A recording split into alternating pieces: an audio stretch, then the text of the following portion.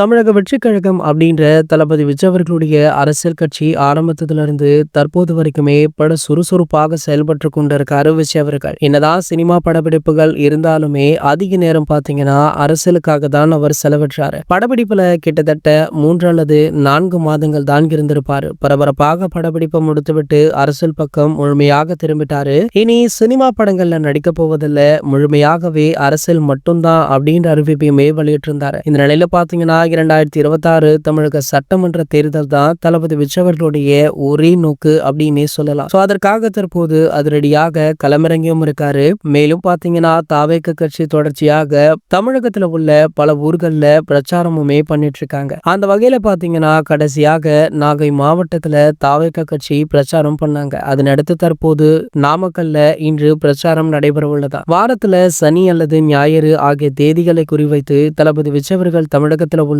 ஒரு சில இடங்கள்ல பிரச்சாரம் பண்ணிட்டும் இருக்காரு. இன்று சனிக்கிழமை அப்படின்றதுனால நாமக்கல்ல பல இடங்கள்ல பிரச்சாரம் பண்ணவுமே இருக்காரா. இந்த நிலையில பாத்தீங்கன்னா தற்போது ஒரு தகவல் வெளியாகி பலருக்குமே அதிர்ச்சியை கொடுத்திருக்கு. இன்று கலந்து கொள்ள உள்ள நாமக்கல் பிரச்சாரத்துல தளபதி விஜய் அவர்களுடன் தேமுதிக பிரேமலதா விஜயகாந்த் அவர்களுமே கலந்து கொள்ள உள்ளதாக ஒரு தகவல் வைரலுமே ஆகிட்டு இருந்தது.